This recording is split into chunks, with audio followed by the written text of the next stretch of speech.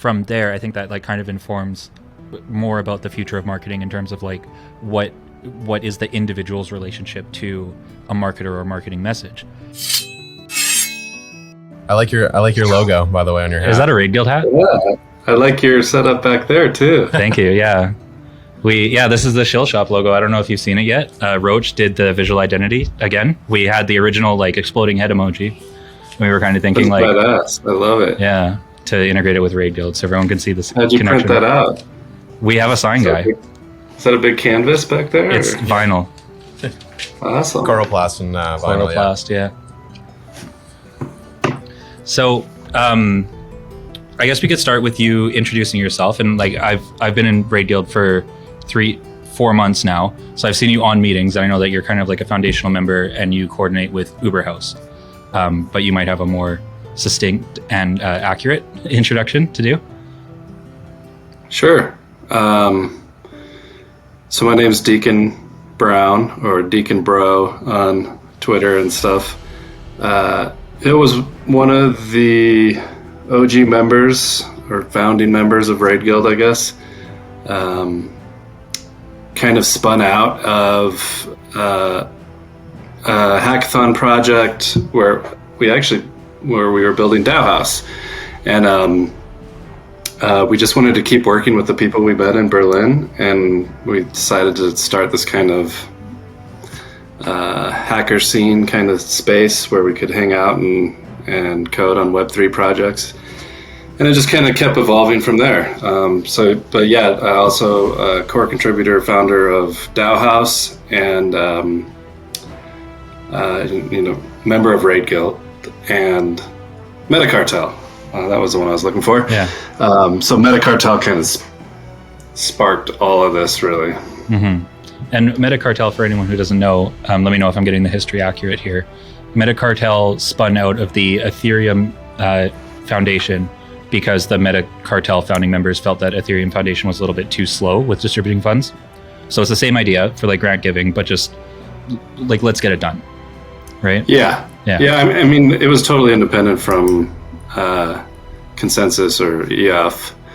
It was really just some guys that were working on meta transactions, and after the Moloch DAO, which is the big grant giving DAO working on kind of platform level stuff, launched.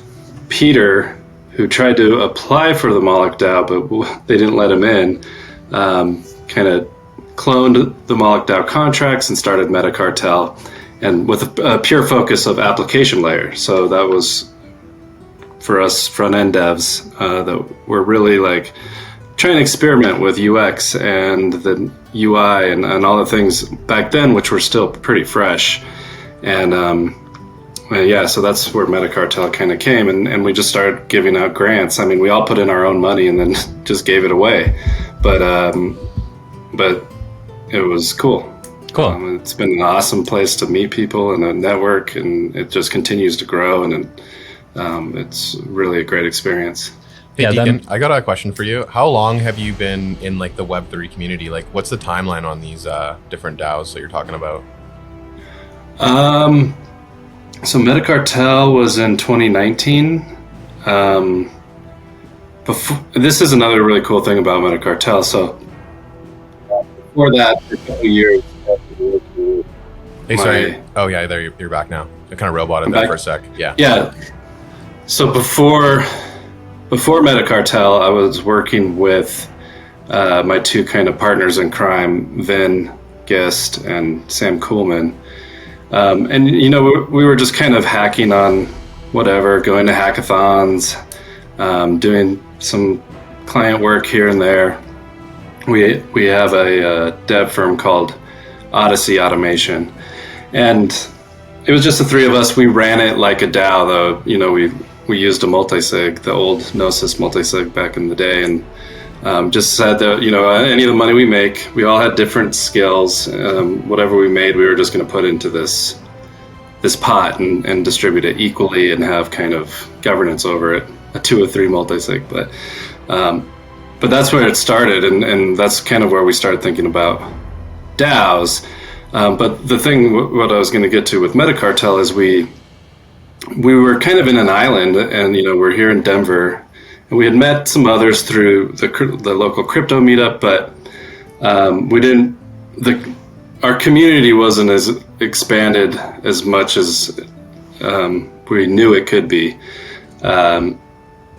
And so once we got into MetaCartel and we started meeting people and started meeting more of the leaders in the space and the crazy devs and Solidity devs and all these different things from all over, and getting that opportunity was just huge. Personally, I've been in the space since even before that, and even then it was just like an island of just me. I didn't even know, besides like the Reddit forums, where to talk to anyone about Ethereum. But yeah, so 2019 is kind of what kicked off this period of like getting to know people, and it was all through the bear market, which was kind of a bummer, but also really cool, because that's really when communities can come together and support each other and build some relationships, and it's not all about number go up, Totally. Yeah, some communities that start in bear markets have like more mercenaries than missionaries. Yeah, exactly. So I don't know how much time you had scheduled for this today, but kind of like the last one that we did with Kerp, we went for like 50 minutes. I don't know if you have that much time. So like we're kind of primed to that, and that's kind of like where the questions are coming from, spending so much time on like your background. But the topic for today, and the reason that we asked you to come here, is because you are an expert on the topic of the future of work. And that's something that I want to put together for the podcast on like a marketing spin. Like there's two ways to look at it. Like, what do marketing workers, what do shillers like have to do, and how will their role change in the future as we develop, like, because one of the trends that's going on with crypto is that there's no private personal data to purchase. It's like public data that people are willingly given to you. And advertisers are a little bit spoiled from all the private personal data that they've been given over the years. And then the other one is like attracting and acquiring talent for a protocol. So any way that you want to take that, because you're the expert. I guess I'm only the expert because I have 1 year head start on some people, but it's funny. We have to look at like the things that have changed, right? Because it's not like a new idea. Even the idea of like a DAO, in some ways, there's been co-ops and collectives and things, flat organizations, Teal and Holacracy, and things like that. There's a lot of great research, a lot of good things that have already happened around that. I think the things that we're changing, besides what you're saying about like the personal data availability, which may end up being more of a hindrance in some ways, but in the sense that massively scaling isn't maybe an option, but maybe that's not what we're going for anymore, right? So the goal, I guess, when you were starting something before in Web 2 kind of world would be to kind of scale as fast as possible and as big as possible. But now that we have these new technologies like crypto, which is, being able to transfer value really easily across the globe instantly. You have things like DAOs, which allow you to have kind of collective governance over a shared treasury of value. You have these like hyper communication tools where you can talk to someone on the other side of the planet and get on a video chat with them immediately. These are all new things that have really just kind of come out over the last few years. And those are the things that are kind of changing this idea of future of work. And sorry, I keep kind of bouncing around, but where if we go back to the kind of the thing about this hyper or like scaling huge, or maybe keeping it in this like hyper local feel but global. The way I see things going isn't like these giant, like RaidGuild won't become a 1 million member DAO or anything. As it continues to grow, it'll actually fraction off into multiple DAOs. with different people with aligned incentives that live in the same place, right? In their incentives state, they're in the same place. So they can, I think it's important that in these groups that we use these communication tools to be able to communicate with each other. And when there's governance kind of things happening, they can happen in a face-to-face kind of manner, face-to-face or screen-to-screen, because those are the things that people will vote on, and those are the things that people that care about in the governance kind of world, is the things where they directly affect you or the people you're close with. And I mean, that kind of scaling we can still have like DAOs of DAOs, and sibling DAOs and child DAOs and federations of DAOs, but yeah, that's where we'll have like the most power will be in the smaller groups, hopefully. And so that's like bottom up kind of scaling, and then just once you get too big, you can break apart for coordination's sake. Yeah. So you're thinking we're probably not going to see empires on the scale of like there's not going to be somebody coming up and scaling and replacing something like a Google or a Facebook or an Amazon in terms of scale. And hopefully, I mean, we're going to see that. I think it's kind of up to us, right? Right. It's up to us to find where the importance is. If we can if these smaller groups can create enough value to be, so their members can be comfortable and capture enough of that value, then the goal of scaling to these huge monopolies was really to like get the money towards one place, like the shareholders or the board of directors or the CEO or someone there. In the new world, hopefully this like idea of ownership and kind of collective participation in treasury management and the way that the community operates, maybe those kind of things can become more of a priority. But it will take us, and it takes us showing each other that it's viable, right? Mm-hmm. That it's valuable and viable for us to do that. If it is, then that's where all the workers will go, because if you can have ownership of the thing you work for and like shared interest in making it better, then your incentives are aligned, right? And you want to work there, you want to make it better, and so it's just a better working. It's more. You're just going to feel better going into work, if you totally own a piece of it. I'm looking for like a historical analog of what DAOs are most closely related to, and I'm vacillating between like, is it a mimetic feudal system where there's this meme that acts as the local lord and everyone works in service of like this path, this idea is the thing that will collect the most value to return to me? Or is it more like a mimetic clan where everyone is like vested in making sure that idea sees the most success possible? And from there, I think that like kind of informs more about the future of marketing in terms of like what is the individual's relationship to a marketer or a marketing message. If DAOs are more like mimetic clans than mimetic feudal lords, then all marketing will necessarily have to be like DAO to DAO. We saw this recently with, I don't know if I should divulge like internal RaidGuild things, but basically there was a proposal that came up for us to trade our utility token for another DAO's utility token. And one member was really excited about it. He was like sold, right? Like their marketing machine went to work and he was like, yeah, that's a great deal. And then several RaidGuild members were like, no, that's not a good deal. We need to look at the numbers and like slow down. Let's just make sure that we're doing this right. So that moment of like we can't have one person making an impulse decision and call that a capture of value. It has to be like an entire organization coming clean and telling the truth and getting an entire other organization to understand it.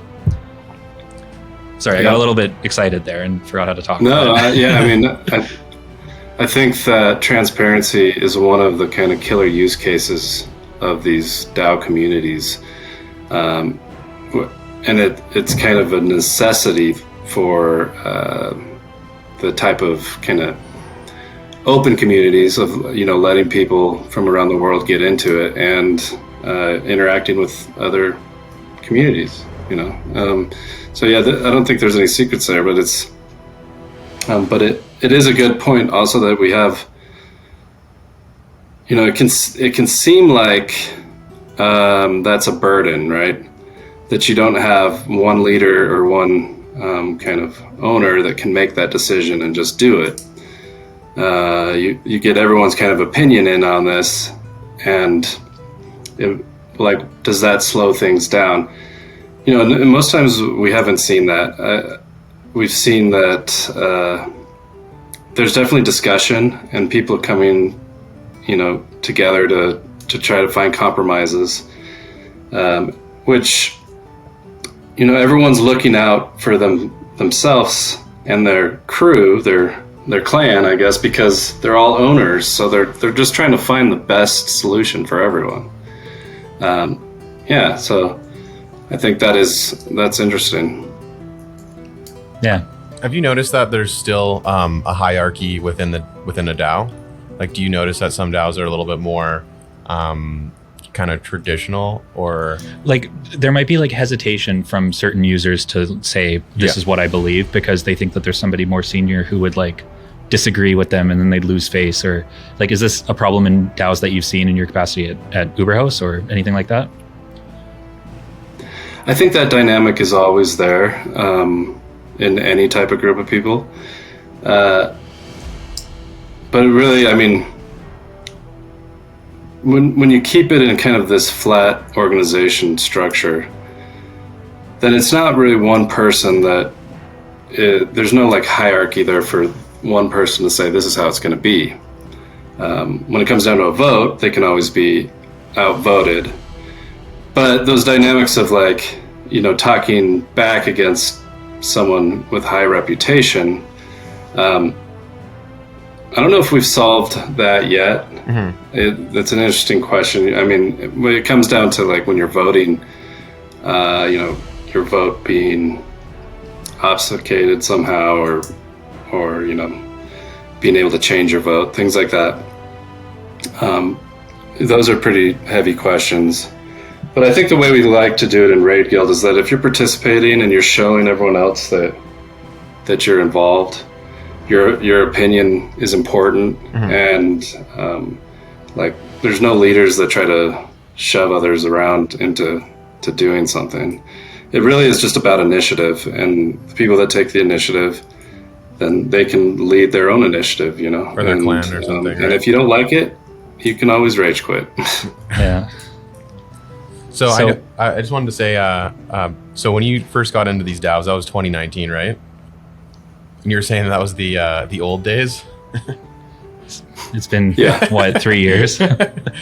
I think to a normal person, that's a pretty short amount of time. Yeah. How have you seen these DAOs transition? Like maybe with the tools, like have you seen Discord transition? Have you seen I don't know, enlighten me on just the progress of this timeline. Or like historical trends that may continue. Right. Yeah, 3 years in crypto time is a long time. But even in the tech space, a lot has changed. When we first started RaidGuild, we actually started a Slack. Well, I guess we were on Telegram first. So we were doing like a Telegram thing, and then we were realizing we needed to get a little, we needed threads and things like that. So we actually started a Slack. I think we did that for maybe 2 weeks. And then we decided to experiment with Discord. And I don't think there was, we might have been the first DAO to use Discord, actually. Okay. And now everyone basically does. It's a really nice fit. But so, I mean, that's one of the tech landscape things that has changed. I'm sure that'll change too. As more kind of Web3 native tools come online, and we can get doing things like that. Yeah, we're working on a few. There's a problem with like Discord doesn't handle permanency of information. So if you need to go back and like check the status of something that's like ongoing over and over, it's just up in the thread. It's gone. People are like discussing different things, and you got to scroll. The pin only supports so many things. So we're at RaidGuild internally, we're like building on top, and that's something interesting to think about as well. Like, what tooling are people going to use in a marketing context that literally doesn't exist yet, or is like under development? Especially like without a lot of the traditional tools that they've had to get these things done. And like things along this line are like, our Dungeon Master protocol is also like the Web3 Calendly kickback that we were talking about earlier today. There's an issue with like coordinating a meeting with a professional. So if a marketer's doing a consult and is like, my time is $1,000 an hour, and that person gets cold feet 5 minutes before, what happens to that like money? And like, can crypto solve that? Is that going to be a important part of the workflow? Right. So I guess my question for you is like, what other speculative tools in this industry do you see like a potential need for, or like might exist, or at the very least would be cool? I like seeing everything go into this world. And so when we say Web3 tools, there's a lot of different things we're kind of saying, right? We're changing the stack to something more decentralized. Data storage layer is more decentralized. Things happen on chain, or there's different levels of how decentralized something is, and even in RaidGuild and in all projects, you have to make make the practical choice sometimes, which maybe we need to use Lambda or something for this, or we need to have this Airtable over here, or whatever it is, because sometimes it just doesn't make sense to put everything in like a decentralized world. But I think as we go, we're going to see more and more of these tools where we can make it like that. And in that case, it's everything, right? We should have our social networks. We should have our communication tools. We should have our scheduling and ops kind of things. So everything right now, there's a lot of experimentation. There's a lot of, sometimes sometimes the Web2 stack is the right choice. But yeah, I think over time we'll see more and more of that. At least that's kind of like the mission. I love seeing anything, someone showed me a Trello kind of replacement, which incorporated instant payments and like DAO kind of votes and things like that. I was looking at that one before a call. It's called, I can't remember. It's like open on my computer at home. Do you remember the name? It was called D-Work. D-Work, that's right. D-Work, eh? Yeah, no, it's like, we'll take a look at it later. It's really cool. Okay. Yeah. Yeah, so, well, you can show this guy a little bit, because I just met him the other day, and he's just a small hacker team hacking on this project, and he came up with something really cool. And now he's getting support from the community, and there could be a lot of value in a tool like that. Totally. My favorite thing about it, bringing it back to marketing, is like when you sign up for a new account, your Trello gets auto-populated with open tickets from D-Work. No way. Yeah. Oh, really? Yeah. So like as soon as you sign on, he's like, here's what you can, like, you're a decentralized worker now. Here's work for you to do, and we'll pay for this. And it's just like the very first thing that happens in the UI is like, you don't have to make your own things. It's not closed source, like your project, whatever. You can do that. You can have your closed source things, but we already have work for you to do just from the work tool, which is amazing. Yeah. Right? It's like already building community. Yeah, that's a really cool thing. And exactly. He's like incorporating people. Stream the funds. Exactly. As you're doing. Yeah. Cool. This is like a very speculative question, and I feel like you have one too. So maybe we can have a competition on like which one goes next. So I'll propose mine, which is, why do you think that Twitter, like, it's a kind of both two sides of the question. Why do you think that Twitter has emerged as the major like Web3 social network, and why do you think there's not like a properly decentralized one that people are using? Because it's not like crypto's like so early stage that nobody like understands it, right? There's lots of people on crypto Twitter. Sorry, did you have one? No. Well, wouldn't social media still stay kind of, it wouldn't be anonymous, right? That's the whole point of social media, right? Social media being anonymous? Yeah. Or Yeah, being there's some layers non-anonymous? to it. There's some layers that could be anonymous. I mean, a lot of crypto Twitter folks are Totally. Anonymous. But yeah, I mean, like, why would you need a decentralized one? I feel like Twitter. Because of value creation, like when I have to go on crypto Twitter and I'm looking between like Wazi tweets and Kobe tweets, and then Twitter serves me an ad, Twitter gets paid and not Kobe and not Wazi. Or Inverse Bra or whatever. That's what you're trying to bring into it is. Yeah, like why is like value capture still centralized? Why aren't people doing something that like matches the rest of the trends that we talked about, where people are like self-interested, self-serving, and like, well, not self-serving, but like community serving. I want to say where is it, right? I want to say I've heard of some social media platforms emerging. I can't remember them off the top of my head. Do you know any, Dekan? Yeah, there's been some interesting work.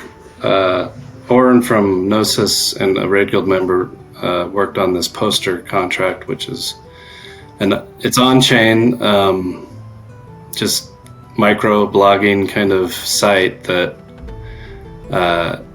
it actually uses the graph in a really interesting way to keep it cheap. But I mean, those kind of things are still early, and I see what you're saying. Like, why do that? I think, and why is crypto Twitter so popular? I don't know. I feel like because it used to be Reddit was the place where you go. Like, you go to the Ethereum channel, ETH Trader, or cryptocurrencies, and that's kind of where everyone hung out and where everyone was talking about things. I don't know why the Twitter format took off more. The influencers, like what you mentioned about influencers, that seems like Twitter's really good for influencers because they can influence a lot of people really quickly. I think the one thing about Twitter is it can still reach that Web 2.0 audience, but there's that too, right? And I think that might be something that people want, right? Yeah. As well as obviously all these communities that do focus around crypto, they do allow crypto ads, right? Twitter, Reddit, Snapchat, but Snapchat doesn't really form communities, right? Perhaps the issue, or like the reason why there's not a competition, is because Twitter like just hasn't shot itself in the foot yet. They've been like supporting the community, unlike some other platforms. Yeah, they've been supporting it. Whereas like obviously Meta or Facebook, whatever, all of their platforms, you can't serve any crypto ads until they get their coin rate. Yeah, until they get their coin rate. Yeah, I think that they said I don't know why Twitter, but it is the place to go, and it has a huge audience, and there's all these .eth usernames now, and Budweiser, beer.eth, and really, and Ethereum, and there's all these battles, and there's drama, so I guess that's why people like it. I don't know for the Web3 alternative. I think it would look much different. Like, I don't know, if you had to pay for liking someone or liking a tweet, does that make it actually more powerful, right? Or, if you own that even, or if you're like giving someone an NFT as a what are the kind of implications of that, of having ownership of your data, and could you pull off?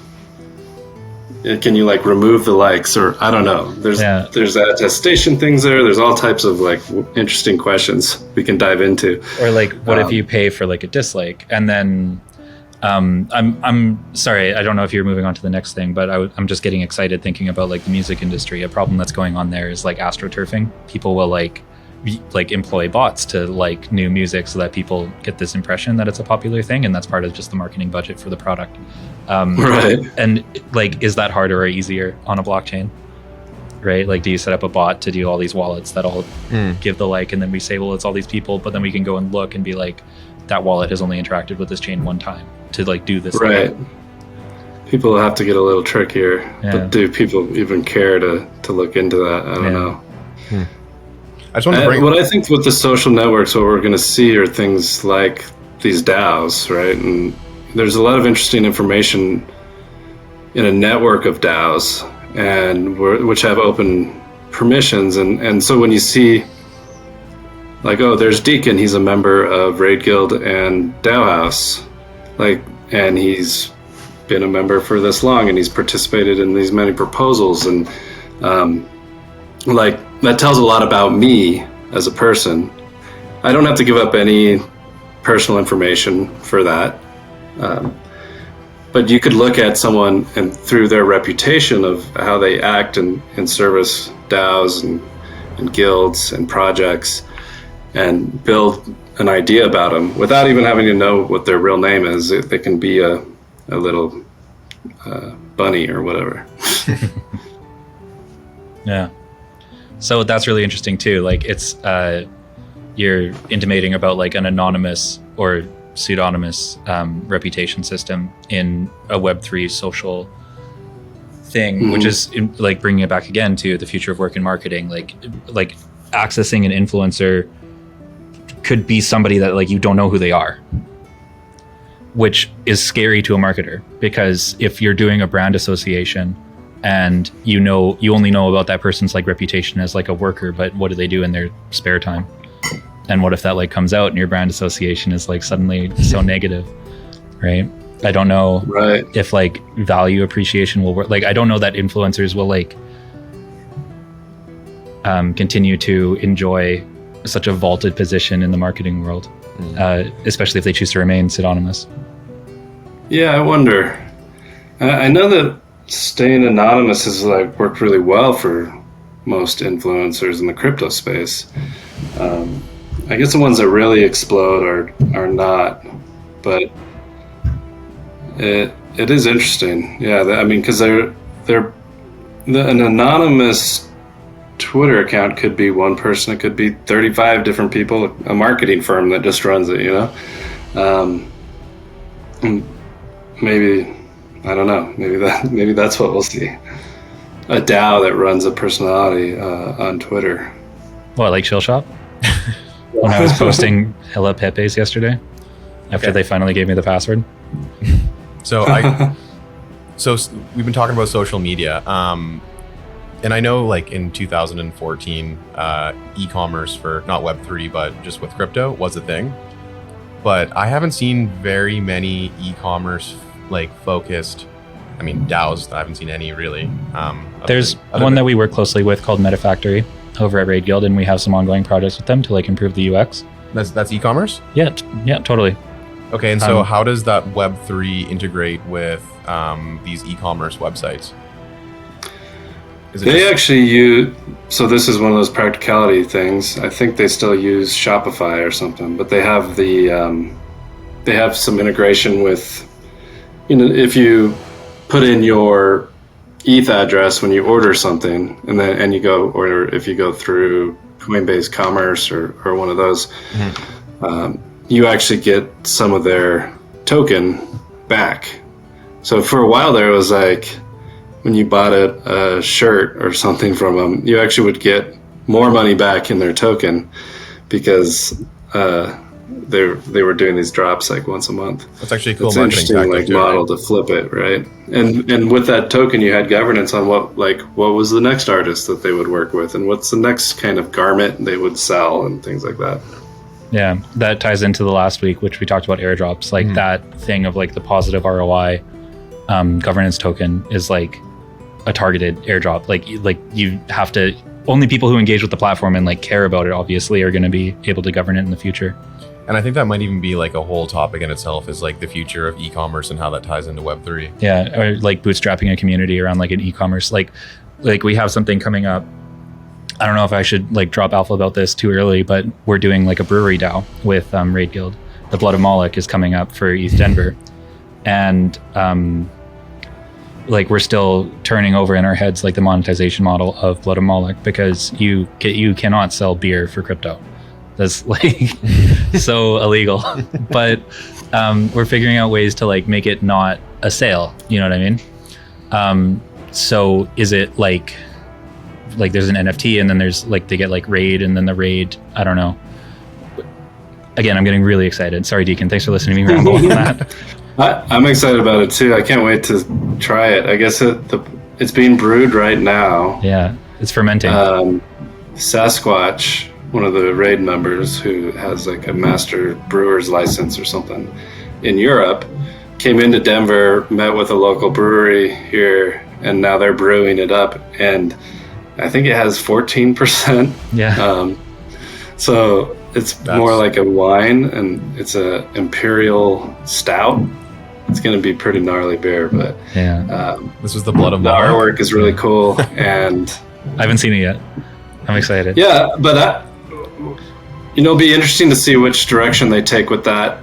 I think that they should be a DAO. They should make a DAO where it's like totally your membership. You're in a club, and in this club you can have, as long as you're 21 plus, then we can come have a beer together, right? That we brew together. And I don't know if that's legal or not. I'm not a lawyer, but it seems like that would be a cool way to do it. And you could also then be making beers for other DAOs and other conferences and events. And I think, I'm super excited too. So that leads into something else we talked about earlier today. You're personally working on a protocol that is essentially like decentralizing the VC funding model.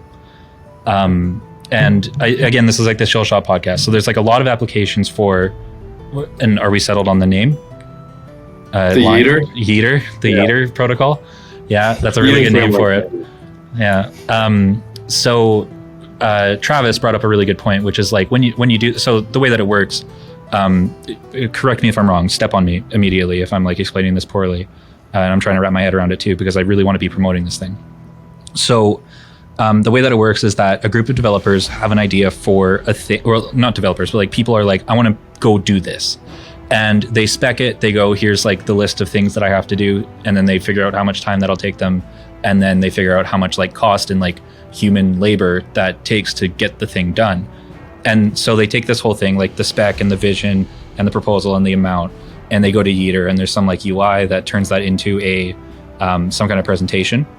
And then at that point, there's a fund raising period where people can invest to hit that like spec amount, and that's decentralized. Anybody can come in and anybody can contribute kind of whatever amount of money that they want to contribute. They get loot, I think it was called, in return, which is like a receipt for their contribution, which gives them like governance over the DAO for that project. So each project gets a little like project development DAO that gets funded from the outside, and all these people that are coming from the outside to fund it are also now DAO members.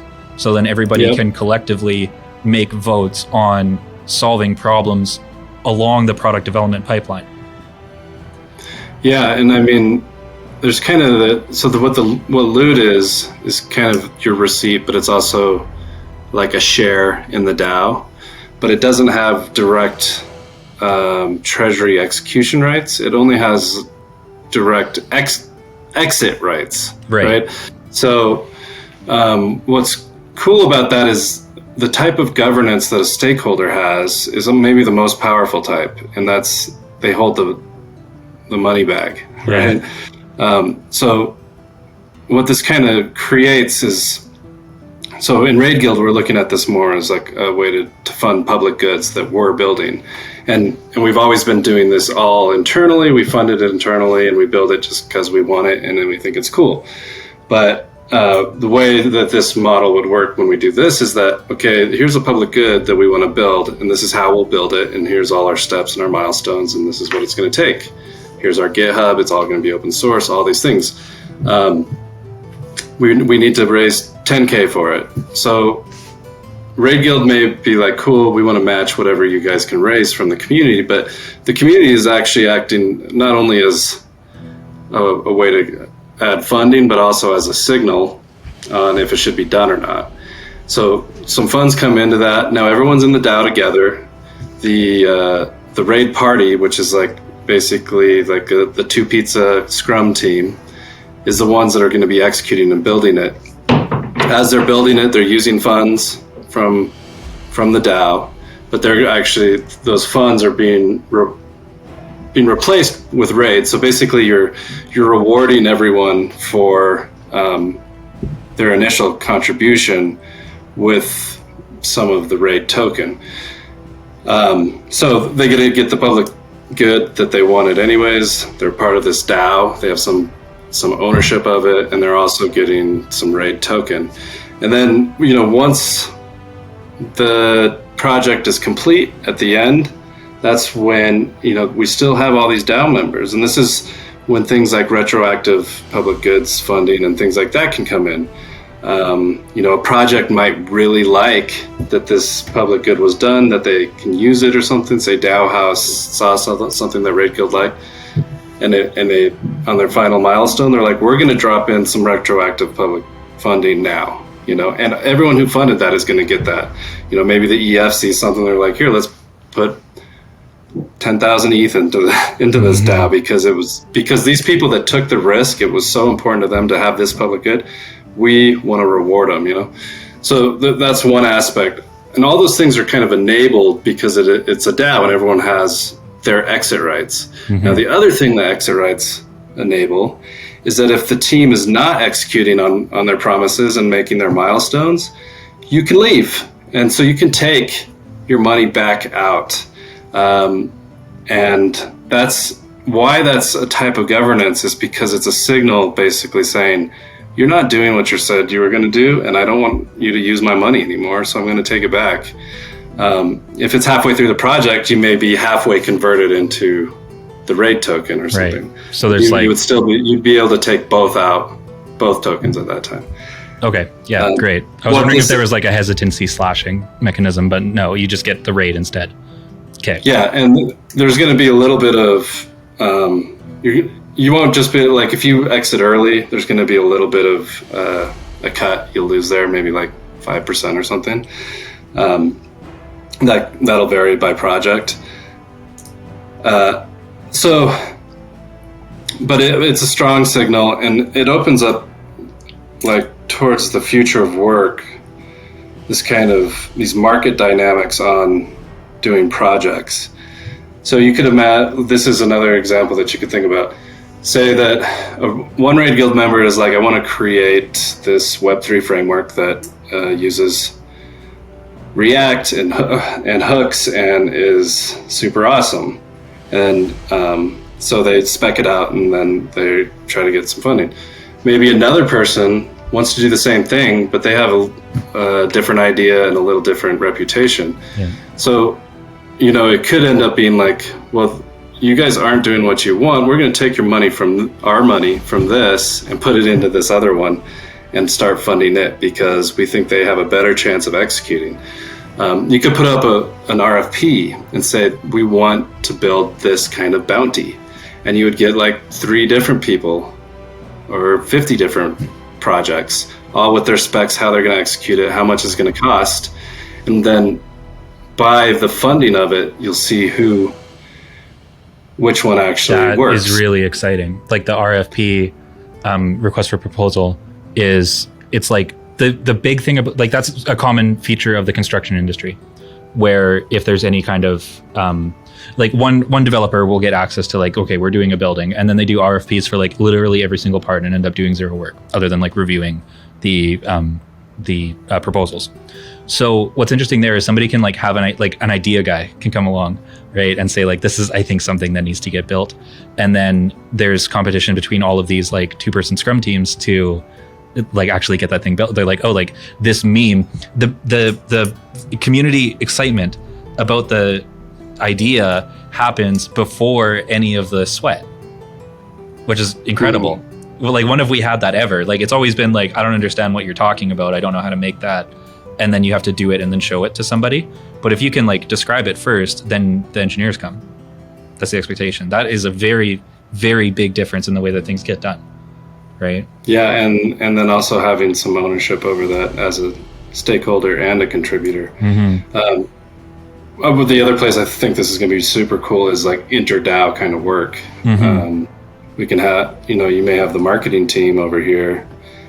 You may have 4 different marketing teams inside of one DAO, and then the product team needs some marketing on something. Those 4 teams may all offer different solutions, but the rest of the DAO and the product group in general, which one gets funded is the one that is ultimately built. Yeah. And maybe 2 of them were built because 2 are funded. But that's interesting too, you know. See what happens. That openness is like instant globalization. Like my big concern for that is like race to the bottom. Like people will kind of underbid each other, and then it's hard to like. The community is going to have to solve this problem finally. Like this has been going on in private for decades, where you have this question of like, do I go with like the lowest bidder, or do I base my decision on like the reputation, or do I base my decision on like the timeline or the money, like all of these factors, and each actor in the market has to determine that individually. But this makes that decision collective.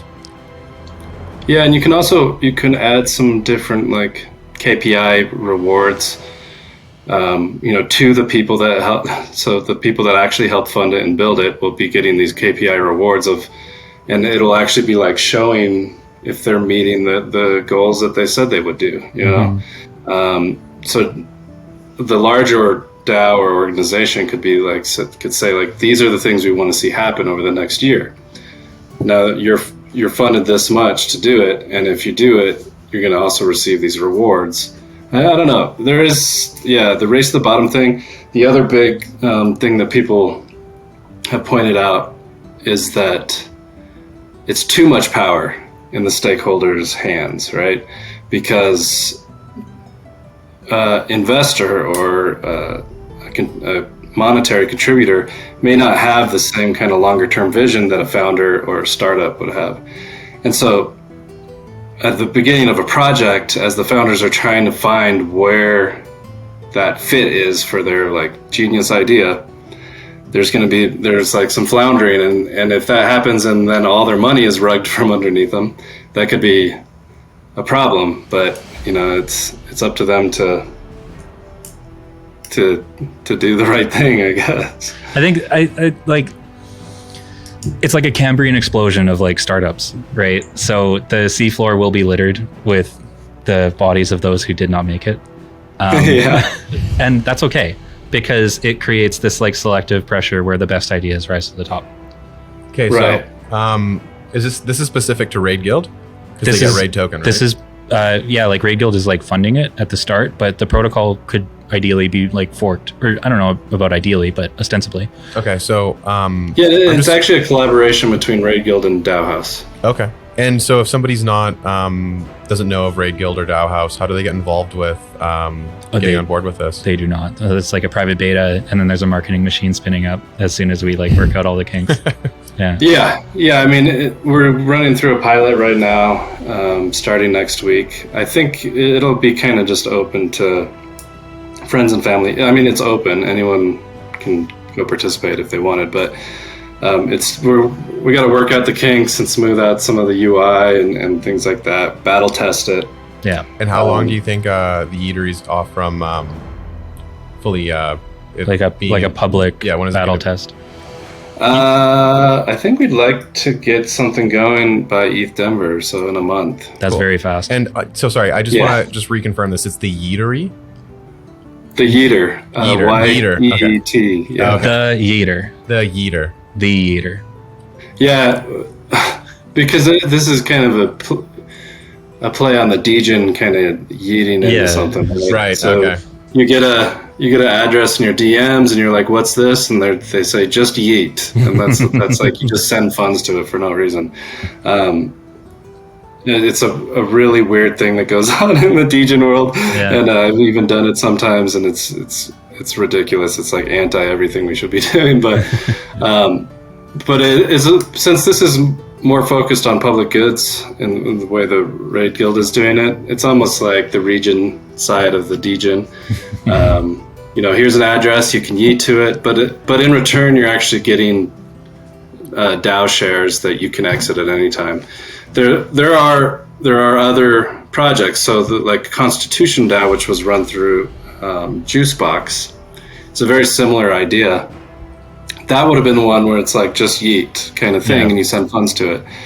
The difference there is that you don't like there's no exit there, and you're not part of a DAO. You are in like kind of in this weird coin voting world of what a DAO is, but it's the same thing. It's just like make something really simple It doesn't have to be crazy or complex. Just let people yeet into it. Yeah, and the thing about it is that like if you are if your strategy is like never look, just eat, value will appreciate to you sooner or later. That's like just say yes. It's not a situation like Eater doesn't create black hole addresses. It's regenerative. Like the whole system works to like return value to the people who have yeeted versus like hope that they never find out where their money went. Yeah, so you guys need to start thinking about how to market that. Yeah. And so this is on the Gnosis chain, right? Yeah. Okay. It's on Gnosis chain. It'll actually be on mainnet too. Mainnet. Okay, cool. Think about. There's a lot of opportunity with that, right? Yeah. And later in February, I can start to contribute to like other chains. Like definitely Polygon is a good target, and there's a lot of activity on Avalanche, even though it's a little bit like centralized, and we don't like that the most. But lots of people use it, right? Yeah. So yeah, like the more the merrier. Cool. Yeah. I think we're wrapping up. That's everything. We've shilled the product. We know about the future of work and the history a little bit. Yeah. And we've determined that DAOs are memetic clans and not memetic feudal lords. Yeah, and Dekan, I just wanted to say that that's a super awesome idea. I'm looking forward to see the Yeet it online. Dude, it's decentralized VC funding. Like he fixed it. Super cool. Yeah. Yeah, the way that Mackenzie told me this morning, I was pretty excited to hear about it from you. Yeah, we'll see how it goes, and I think there's a lot of flexibility, so totally. I'm excited. So is the rollout going to be at ETH Denver? That's the plan. Yeah, there's a couple projects. Well, maybe before. I don't know. There's a few projects that want to do something earlier, but maybe more internal. I don't know. We'll have to see.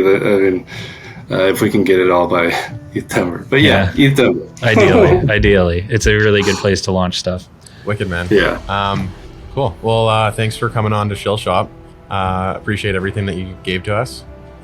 I guess we'll, see you in the future. I'll talk to you next week. Yeah. Yeah, thank you guys for having me. Thanks so much for coming by. Okay. Yeah. And come by the next cohort for RaidGuild, right? Yeah. Cool, man. And come join us. Yes, I was in the car. All right, so we just finished with Dekan a few minutes ago. We broke for lunch and we listened to some hip hop artists and did some other things.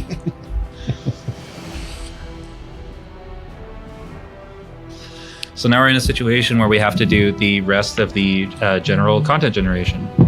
So the typical standard, like we're breaking the flow on the second week, which I think is establishing a good baseline for the show in general.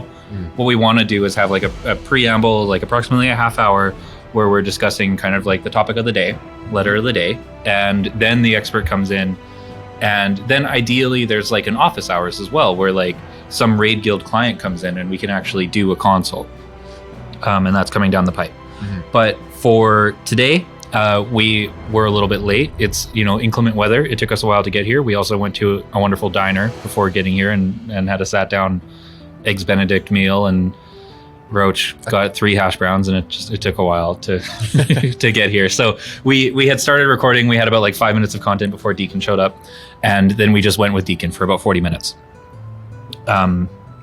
So now we can go into kind of our normal stuff. So the topic of the day is the future of work in marketing. What do you got? What do you got, Mackenzie? What are your thoughts? What are my thoughts? I actually think what I really wanted to figure out was, at what point does Discord break? Like, when does it? Almost immediately. Almost immediately. Like, when is there too many text channels to make this practical? So Discord, like, people are asking Discord to do too much, because Discord is for asynchronous coordination conversations. Like, it was built as a tool to coordinate like a community of video game players to get online at the same time, or to like party up so that they could squad and get a victory royale or I don't know, whatever.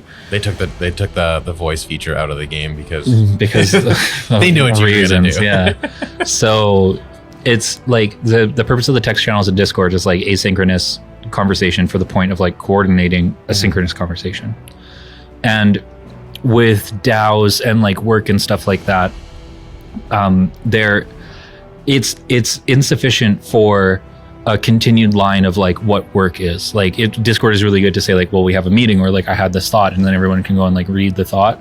But if we wanted to like have that thought there for like posterity, or if we thought that the thought was important, it should not remain in the Discord.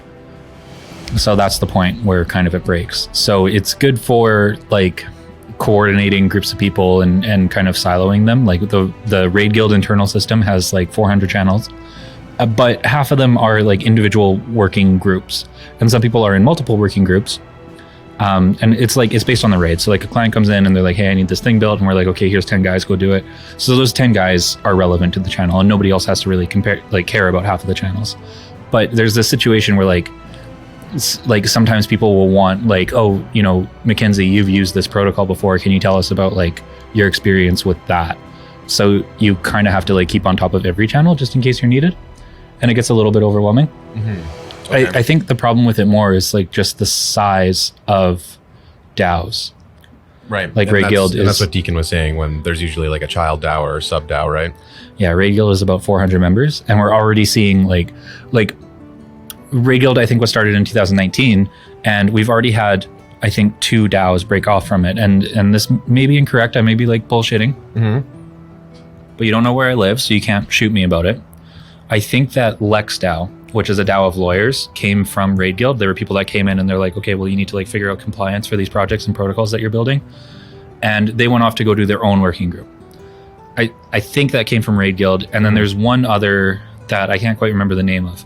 So we've either had, and that one, I don't remember the name, but I know for sure that it came from RaidGuild. So there's 1 to 2 working DAOs right now that were originally in RaidGuild, and those people are just like gone. Another common phenomena in RaidGuild, especially... Wait, I want to stop you there. And that's because you think Discord's breaking?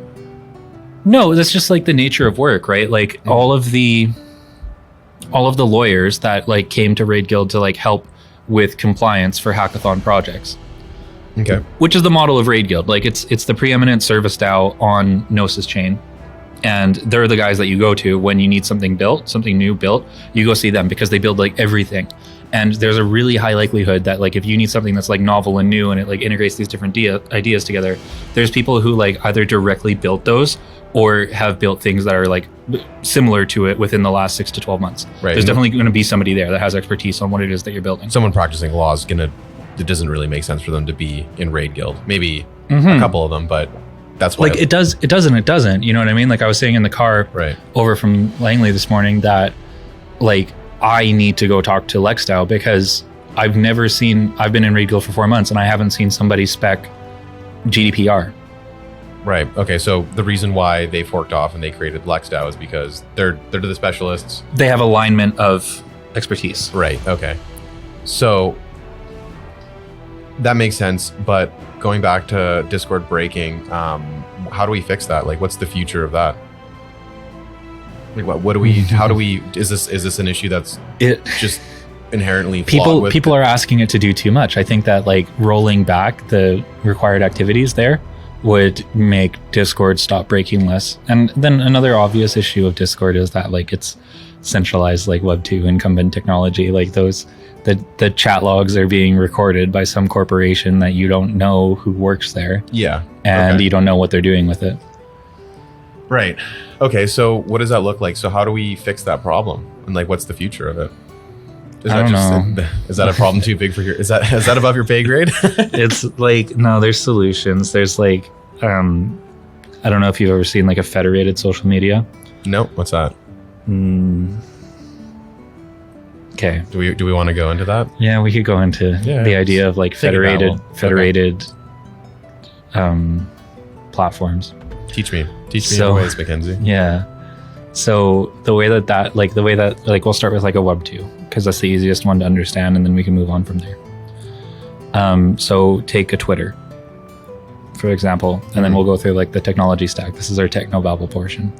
Take a Twitter and we go through the technology stack. So you go in and you look at a tweet, right? So like the most basic user activity is like you have heard that there's a news article from your friend, and your friend said you can learn more about this news that may or may not be interesting to you in this tweet. Okay. So then you go to twitter.com and you go to the ID of that tweet, however that's organized, and you download the content of the tweet from Twitter's database. Okay. So the idea here is that the tweet is stored as like a line item in a SQL database. I don't know the exact technology that they use. Maybe SQL, maybe not SQL. But there's some computer somewhere owned by Twitter LLC that contains the information of the news story that you're looking for. And then you request that computer to transmit that information to you. This is the internet, right? This is the basic idea of an internet. Yeah. Okay. So where like federated software differs, and it's kind of hard to like wrap your head around it the first time, is that there is not one computer. So the Ethereum virtual machine, right? Correct me It's kind of like the Ethereum virtual machine can be thought of as federated. A better protocol to think of as like a federated system is the Interplanetary File System, IPFS. Okay. And the way that IPFS works is that different people around the world offer or like donate partitions of their hard drives. Likely, people are buying specialized hard drives specifically for this purpose at this point in time. But they donate or volunteer parts of their hard drive to store whatever data is required by like the IPFS protocol on that hard drive. So if somebody's looking for one specific picture of a monkey online, IPFS has some kind of protocol where people can talk to each other and they find out like, oh, well, that's actually like on this laptop in the G drive at this partition in that disk. Okay, so what happens if that guy just takes his computer offline? Yeah. So the way that IPFS handles that is this thing called Filecoin, where people are rewarded with Filecoin for keeping their data available. What happens if the bar doesn't go up? If Filecoin doesn't become more valuable? Yeah. They don't, like the way that it works is that they get emissions, right? But like, how do they keep peg, you're asking? Yeah, so I mean, what happens if Filecoin goes... to zero? Yeah, let's just say my electricity bill's more expensive than Filecoin. Yeah. At what point do I just yank my computer out of the wall and say, screw you, I'm not partitioning my G drive for your monkey? I don't know about that. I don't know about, like, it's a different value proposition. I was telling you, we were discussing the other day about the two primary neurochemical motivators in humanity. I remember. Serotonin and dopamine. Yeah, and which one does what? What's the role of dopamine? Dopamine... No, you're going to have to give me a quick refresh. No, dopamine is when you learn something new and it triggers something, right? It's a novelty. It's a novelty. reward. Okay, serotonin is... You got to fill me in with this one. It's the feeling of increase in relative sense of social status. Okay, yeah. So money is typically like a proxy for a relative sense of social status, right? Like if you have money, you can do things like get iced out. Yeah, but... Or buy Patagonia puffer vests. Getting money hits the dopamine receptors, right? No, No, because we proxy money for status. Like you could imagine somebody thinking, I'm going to buy this Patagonia puffer jacket and people will think I'm cool for that reason. I will be cooler. I will have a higher relative social status than the people around me because I have this money that can get me that commodity. Other people, like a lot of people think like that, and people think like that almost like all the time, because of just the way that like advertising works, and that's the world that we live in and stuff like that. But there are other reasons to do things. There are other ways to get a relative increase in your sense of social status, which is where like federated networks come in. So the idea behind that is somebody believes like, if I'm donating part of this, like I've taken this money that I have and I'm donating part of my income to this collective procedure to make the world a better place for everyone living in it. And that's the thing that gives them the hit of serotonin, right? They don't need the mechanical financial reward for doing that activity. By being part of IPFS, that's what you're saying. Or any federated system. Right. Okay. Right. There's other federated systems. There's a federated, like the most popular federated system is a microblogging thing. So that's like Twitter. Yeah. It's called Mastodon. And the way that works is that people have nodes, like lookup nodes. It's like there's a little bit of like DNS system stuff going on, and they store some of the tweets like literally on there. Well, they're not tweets. They're, I can't remember. This is like a mastodon, right? So that's like a woolly mammoth animal. And so they, instead of calling it Twitter for like the bird or a tweet on the Twitter Tweety bird, they do a trumpet. Trumpet, okay. Or tusk. A toot. I think it's a toot. Okay. Because elephants toot with their horns. So I just want that data is stored on like any given number of laptops that are like connected to this federation or like servers or whatever it is. Like people are like buying and maintaining the software because they think that people will think they're cool for doing that. Right. Okay. Are they? I, for some reason, think, why do I have it in my head that Mastodon is a fish?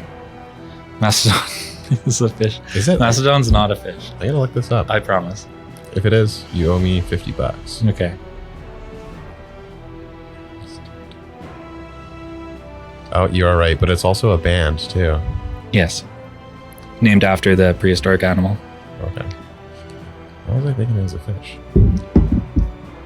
Because we were talking about seals and whales. Okay, well, let's bring it back here. So that was our technobabble period, right? Yeah, the idea of a federation is that like it's a volunteer community of people that are like filling in the role of the centralized database of a Web2 company. Right. Okay. Okay. So I can't even remember the original question. the original question was, at what point does Discord break? And then we kind of jumped down a bunch of little rabbit holes there. Yeah, Discord is already broken, and I'm saying this for the third time. It's because people are asking it to do too much. Right. It coordinates, like it's for async coordination. People can like put an idea, everyone can, discuss that idea, but it's not for like posterity. So something like, if you're trying to like coordinate a group around developing a project or like developing an idea or something like that, there's like Discord can be really good. Like there's a reason that a lot of DAOs are like building on Discord and using it as like a marketing channel. Often their only marketing channel other than like Twitter. And another thing too is I just want to stop you there. Like I'm by no means do I think that like Discord is so integral to the Web3 community at this point. Like it's how people filter in. It's how they can build tiers of teams. I'm not trying to knock it or anything. I know that this is the future of work, this podcast. So we all know that Discord is, for anyone that doesn't know, Discord is absolutely massive for the Web3 community. And that's why I just want to know, maybe some more experienced veteran Web3 people.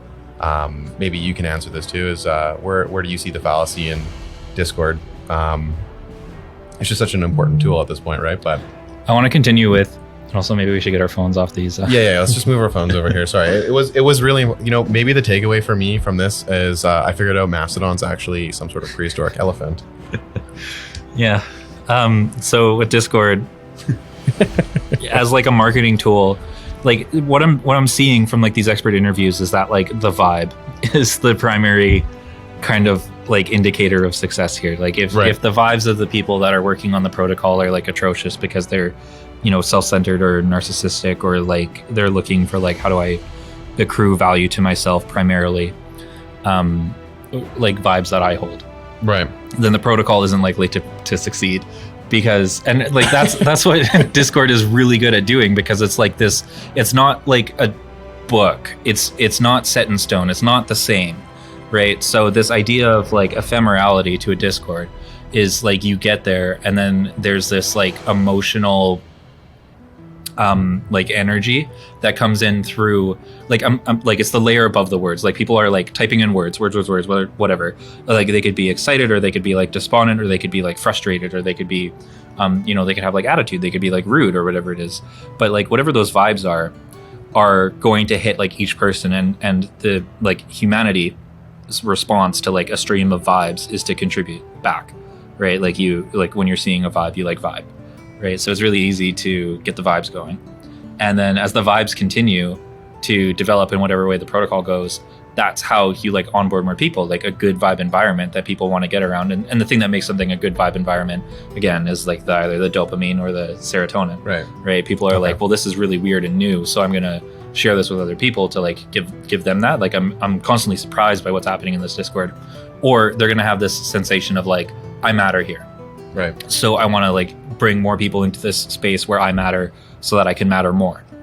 And like those are kind of the two. And there's a third neurotransmitter that is responsible for like behavior modulation, which is oxytocin. This is like a connectivity one.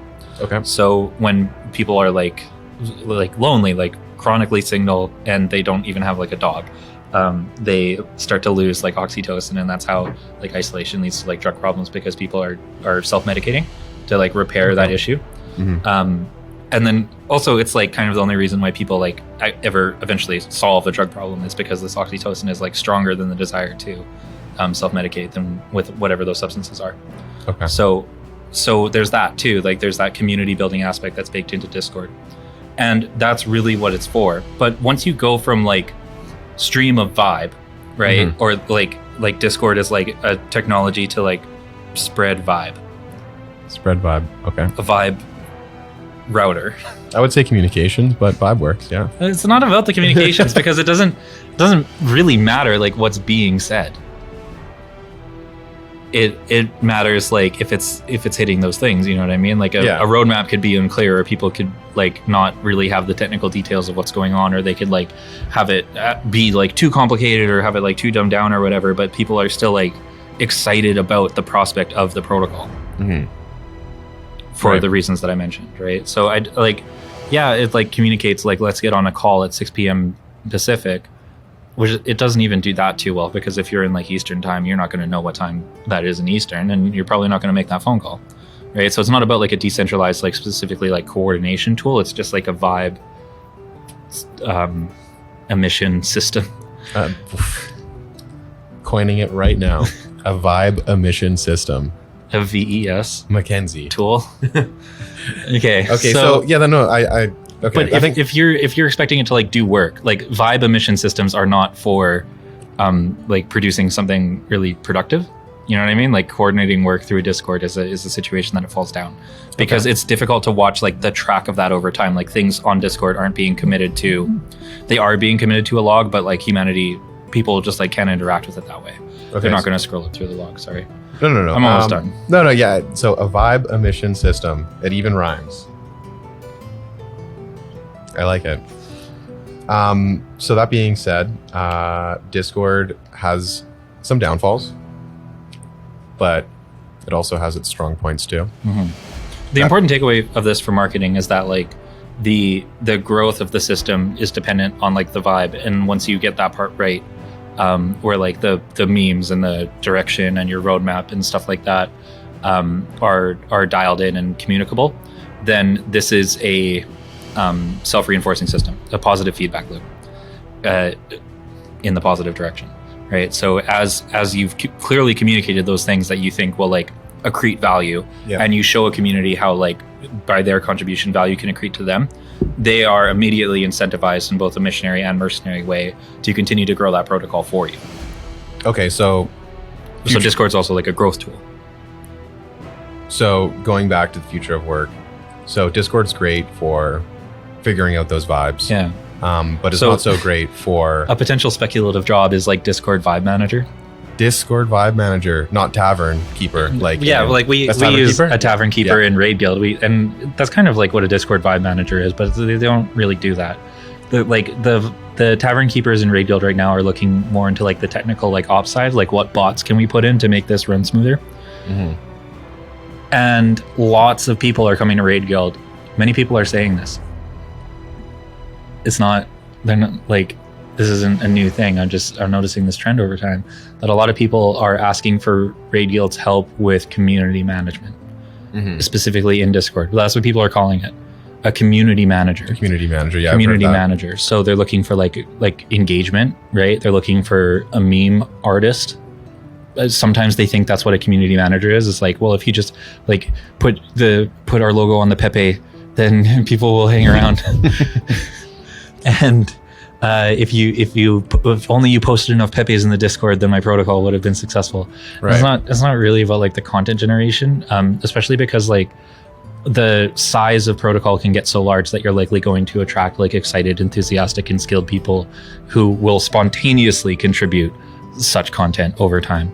Or you could even like tap them and like say, listen, like we got funding for this and we're going to share that with you if you like engage with like a meme contest, and we can have like a DAO vote on like whose meme is the best.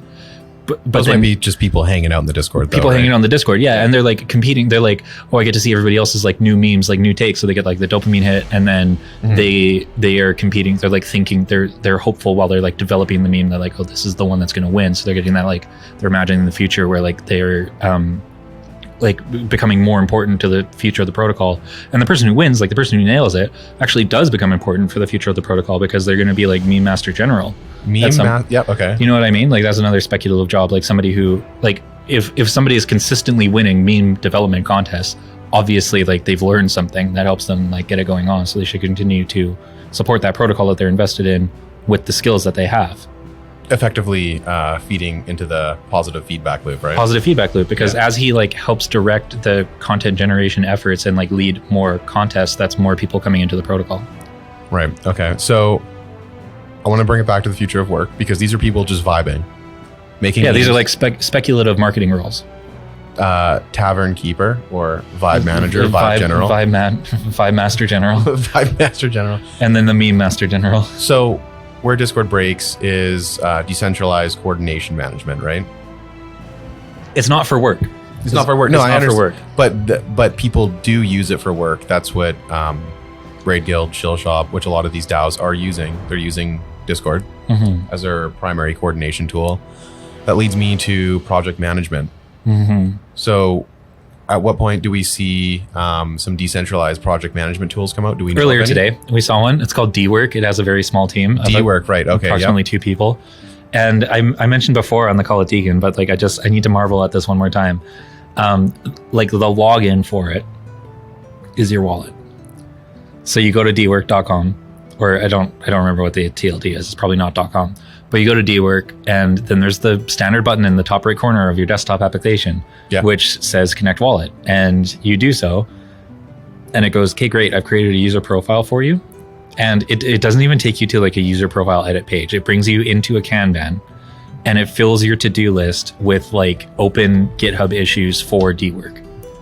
So as like a developer or an artist or a community contributor or a writer or whatever it is, there's something for you to do there.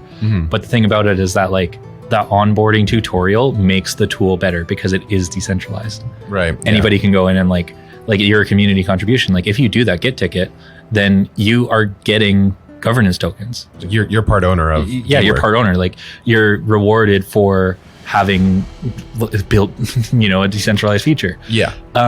So like the first couple of users are going to be like mercenaries forever. They're going to be like not just like product users, but product owners. And those people who have been looking for a decentralized working solution have ideas about like features that need to be there that haven't existed in tools that they've been using, like Discord. Okay. What about Web 2.0? What do you mean? The tools from Web 2.0, like the project management software, like Basecamp, Trello. We disagree in our friendship about what project management tools are good and not good. You're a big fan of Basecamp, and the reason for that is because you like to pay your income tax. And it has a smiling little there's a little happy mountain. Little hill. Yeah. That sold me. Yeah. So like Basecamp is team driven. Like Basecamp is really good for like, it makes you the quarterback. Right. And it's good to be the quarterback, because you can have like multiple irons in the fire, and there's like this hierarchical thing where like you're the base of a tree of people, and so then you are contributing to like core branches, and the branches have like sub branches, and then there's leaves for the individual people at the end of the day. Right. And those leaves are the people that are like doing the Kanban, and Basecamp supports the quarterback. Like the UI is all built around like you, the business owner, being able to go in and make sure that everyone's doing what they need to do. And it kind of falls down a little bit on the other side. Like it doesn't give so much support for the people, which is where I've interacted with Basecamp, being the leaf. Right. It has some issues on that side, but it's obviously still better than Discord. Yeah, for sure. And then the tools that I like are like, I'm partial to Monday. Okay. I've seen the ads on YouTube. Yeah. So like I like Monday, and then the other one is, I don't really want to like shill like Web2 companies. I can't remember the name. No, it's the future of work though, right? Like this is important. Like I like ClickUp too. So how do like, people coordinate, right? For me, the great thing about those tools, ClickUp. So like Basecamp is like, there's a quarterback who's designing like, this is how you will do your project management. Like I have a Kanban board for you, and then I can export that data and I can view a Gantt chart to make sure that you're online. Right. And the thing about like Monday and ClickUp is that they offer a choice around like, here's how you can structure the project, and different people can have different views. So like, I like a Kanban, but other people are like, no, I just need a to-do list. I don't understand why I'm moving like Post-its around. But my first internship used like a Kanban, like a literal like sticky note system. We would all go into the head programmer's office, and he had this like gigantic like 7 foot by 7 foot window that was full of sticky notes, and we would all like go up, and like when we had finished the task, we would go into his office, grab the sticky note and move it. And like that guy, the senior programmer, would keep on top of like making sure that people were moving their tickets. And if he didn't see you in the office, he'd be able to come and talk to you and be like, oh, like you're blocked because I haven't seen you literally walk in here. And so that just like integrated for me, like how good it feels to do a Kanban, and like it's a point of pride to like move tickets down the Kanban system. I know there's another one that you mentioned, and it was GitHub. Yeah, GitHub has a Kanban. Yeah. And do you think that one integrates better with Web3? I wish that, like GitHub, I think is a little bit too popular in Web3. It has really good tooling for like continuous integration and continuous deployment. And there's a lot of like automation that's available, right, and NPM and stuff like that. But like GitHub is centralized. It's owned by Microsoft. So all of this technology that we're building on top of this like decentralized layer is centralized. Microsoft can be like, we found your project to be in violation of like several international laws, and so we're deleting your code. Okay, so this is another thing too, is do Web 2 and Web 3, do they live parallel to each other?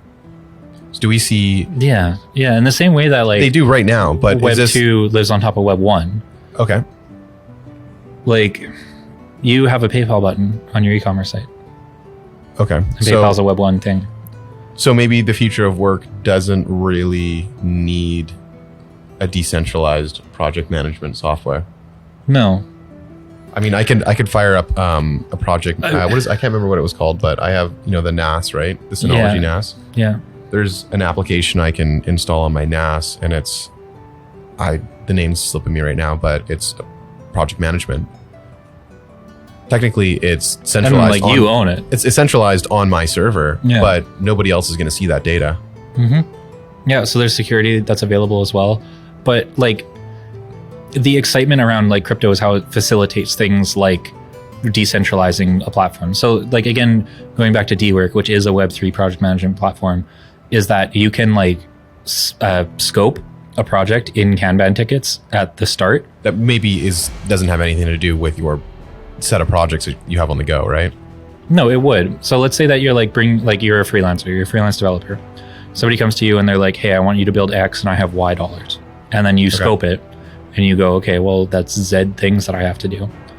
So each ticket that you move over, you get Y over Z dollars put to you when the client signs off on that ticket. Okay. Streaming payments are open and available. So they have an escrow built in, is what you're saying? They could do, right? But like we're speculating on like what do these things look like, or like what technology is there to make sure that these things get done. Like we're at an age and like development in our careers where we're like, well, this is just the way it is. Like this just work. But there's things that like suck about work when work is supposed to be fun.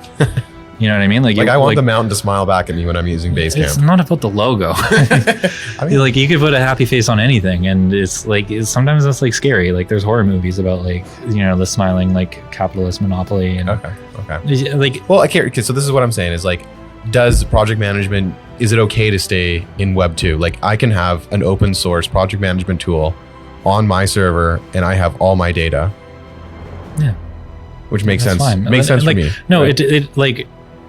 If we're talking about the future as like next week, we're not going to all be on DWork, I guess. No, I'm just curious. I'm just knowing like, okay, so like what do I think is going to happen in 10 years? So like, okay, like let's just like break it down. So some of the tools that you have in Web3 are Discord, right? For your vibe. I wouldn't call it like a Web3 tool. Like it's popular and used by Web3, but it's not like Web3 like integrated. There's a plugin, there's a bot that you can use called collab.land. Okay. RaidGuild uses it to make sure that you are assigned, or like you're like in the DAO, your address that you sign up for CollabLand with is in the DAO before you're given a certain role in the Discord. But again, like Discord is centralized. The idea about this is like we can build things that seriously upset the social order, and if it's properly decentralized, then nobody can stop it. Okay. And right now we're in a situation where like a lot of our core technology is stoppable. Okay, GitHub repos can be deleted, and Discord guilds can. So like a guild is like the name of like a Discord group that you get invited to in the technical documentation. Discord guilds can be deleted, and certain like members can be banned from Discord at the sole discretion of Discord LLC. And there's no like community like feedback on that. Okay. So I wouldn't call, and the same is true with Twitter, right? Like Crypto Cobain just got his blue check mark. So he's not getting deleted anytime soon, but like they could. Right. So this is maybe this is like a bit of a misunderstanding from my end, but as like a Web3 developer or a Web3 mercenary, whatever you want to call it, somebody that gets involved in Web3, like what does their tool belt look like? What does it look like right now? And what does the future of that tool belt look like? So does that mean Discord isn't a part of that tool belt right now? Because I feel like it is. It totally is right now. Okay, so what are some of those? What are some of the? Oh, I see. Web3? I see what the disagreement is here. Like you're like most people aren't in Web3, right? So I was thinking about like what does the future of Web3 work look like? But I think most people are going to go to Web3 before they go on to like the next thing, right? So if you're not working in Web3, like here's what we're doing right now. That's better than what it is that you're up to. Yeah. So what are the current Web3 tools? Yeah. So for sure, Twitter, Discord, and Discord is like a coordination tool. Like we do all of our like stand-ups in Discord, and we coordinate on like issues in Discord. Right. We don't really use like GitHub messages unless it's like specific comments on the code as a developer. Right. But if you're not a developer, like if you're an artist or a writer or something, then you would use a commenting system that's like appropriate to that thing that you use. And so there's like this back and forth where like you have like somebody will ping you in Discord and be like, hey, I put comments on your work, so go check it. And then you go and you look, and then you respond, and then you ping back. Is that going to be in Google Sheets? What do you mean in Google Sheets? A little comment on Google Sheets. Yeah, like I don't know if it's Google. Like we use this tool called HackMD a lot. Okay, HackMD. Right? Yeah. And there's like a Google Sheet here and there. Like it's good for like a password sheet. That sounds like a little centralized. Yeah, exactly. But that's like what we're up to right now. Like the thing is that like I don't need to get a Microsoft Excel license, and then I don't need to like coordinate a VPN between all of my coworkers. So that you want an @gmail.com and you want it for free right now, right? Yeah. You have like 60 on the same phone, right? Yeah. Yeah. They still keep allowing me to make Gmails. Yeah, as long as I wait 2 weeks between. So we got Twitter, Discord, HackMD, Google Sheets. Yeah, Gmails. GitHub, right? Gmails. I tried to use a Proton Mail for ShillShop, and everyone was like, I'm never going there. Just make a Gmail. Or like, we have a Gmail. Use the password. Like, yeah, I kind of forgot that you could still use Google products without having a Gmail account. Yeah. Like, I just like forgot. I was like, wow, I guess you can, hey? Yeah. Yeah, we originally set up our Google Analytics, which we were using for like a marketing drive for a client with the Proton Mail account. Well, I guess, yeah, Google Analytics is still part of Web3. Right now. In the current set of for tools, now. Right? So like an ongoing trend, like going back to like the future, like as a current Web3 worker, what I think like my work will be in the future is that I like on-page analytics won't be available to me. Wow. That's my prediction. Why is that? Because it's a violation of privacy. The violation of privacy. Right? Like, do you, like your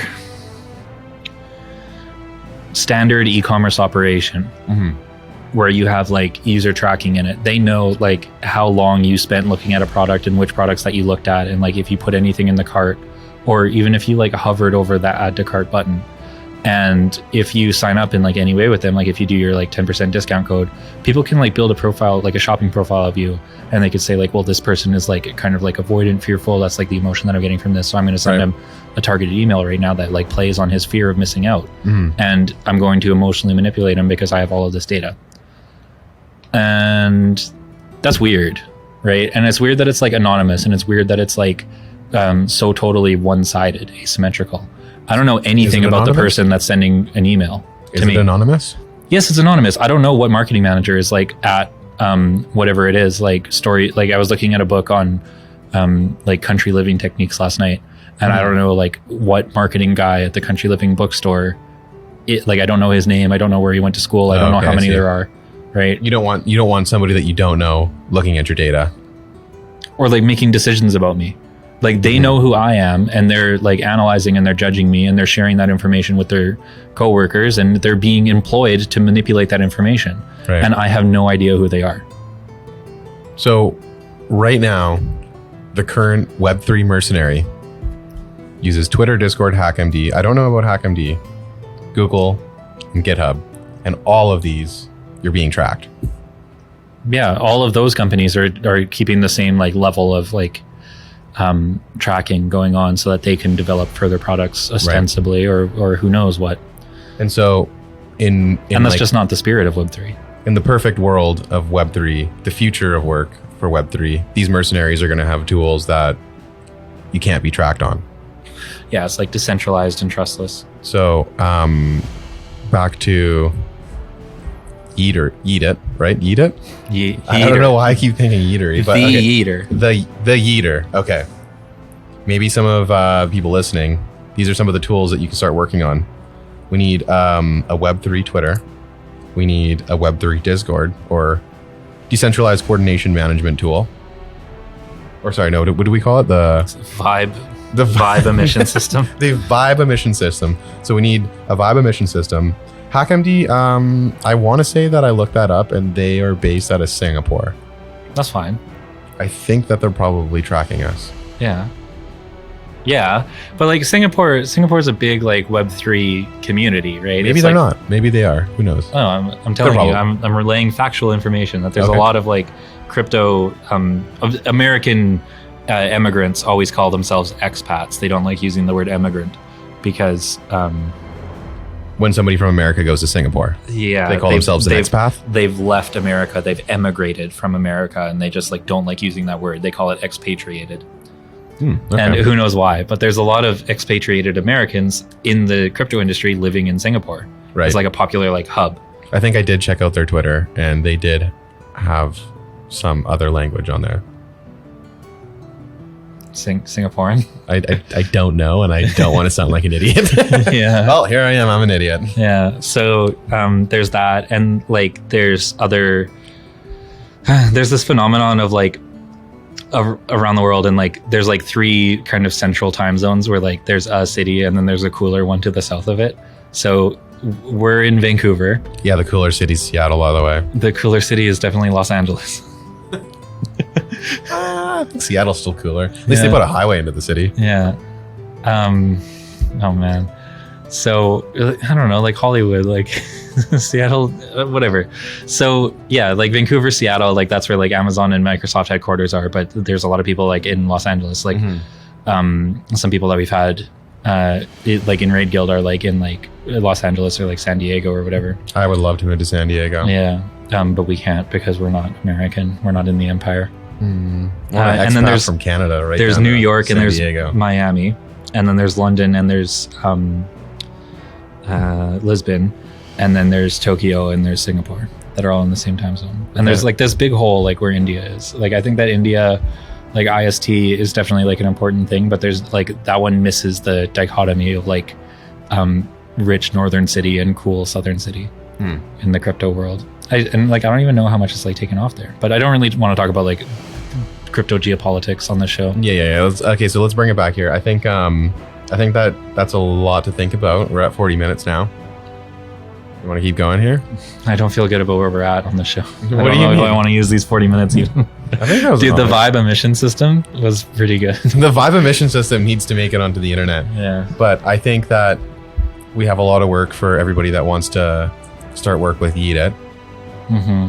There's things that need to be literally an entire tool belt that needs to be created as a Web3 platform.